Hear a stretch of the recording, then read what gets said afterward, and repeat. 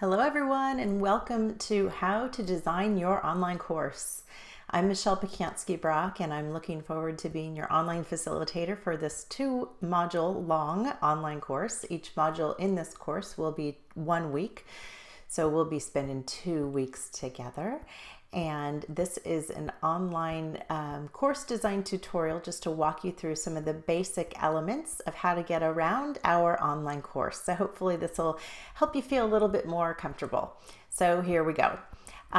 Right now you're actually here in the Start Here area.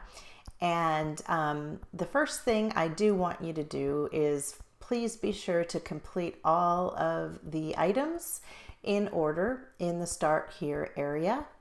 When you get down to the bottom, this is an embedded form, and what embedded means is it's actually placed within the web page that you're looking at. So you actually type right into the form and just complete all the boxes, and then when you get to the bottom, be sure you click submit. Okay? And that's the last item on the page. So at the bottom, you'll see that it is you're ready to move on to Module 1. So let me clear my name out of there. To get to Module 1, what you do is just click over on the Modules button on the left side, and you will see Module 1. Next week, when it's time for Module 2 to open, that module will appear here as well. So you'll go into the same area to access Module 2.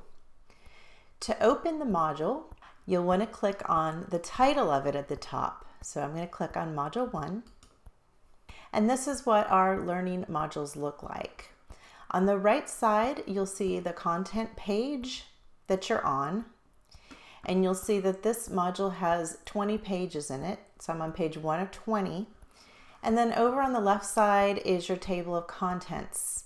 So the table of contents is really helpful because what it does is it expands and it gives you a good visual introduction to how much content is in the learning unit.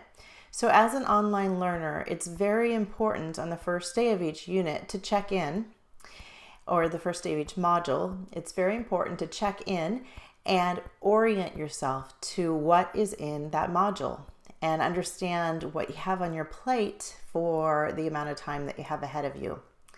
Okay, so that's one reason why I really like using the learning modules to create and share my content with my students.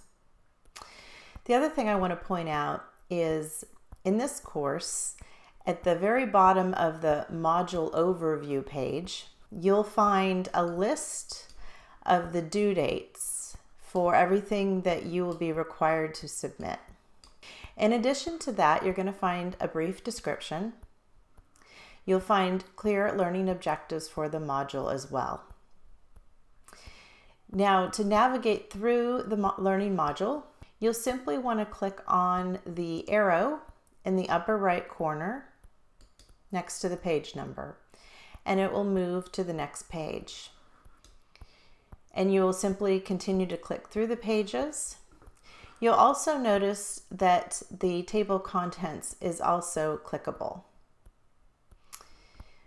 One thing I'd like to point out before we move away from this area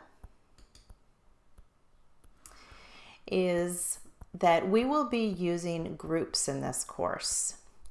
Now, typically, in this course, all of your activities will be located in the activities folder within the module itself. However, if you see an activity that's associated with a group, you're going to have to access that through the groups area.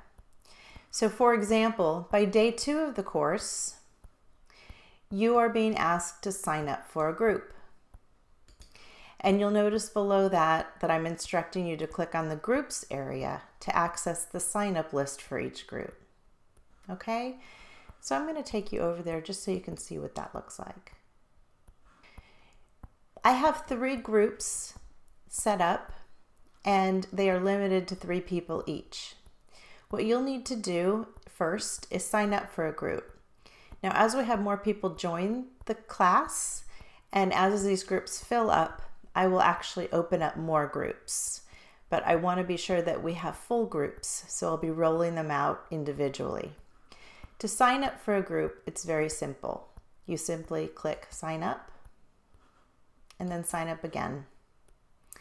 And you'll see that I am now a member of that group. Once I become a member, you'll also see that that's where I will find access to the group activity or the group assignment that was described in the learning module.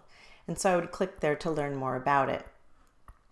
You'll also see that when I set up these groups, I activated many different tools within the groups. These aren't tools that I'll be actually having you use in the course, but I have activated them so that you have the opportunity to experiment with them and to understand what features the groups come with as you get more used to CI Learn. Finally, I'm going to click here on the Ask and Answer forum. This is simply a forum where you can ask general questions about the class. I'd like everyone to go into this area and click subscribe.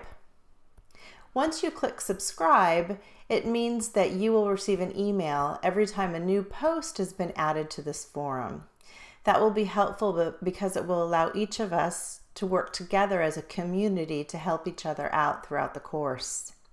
If you have a question that you want to add to this forum, you simply click Create Thread,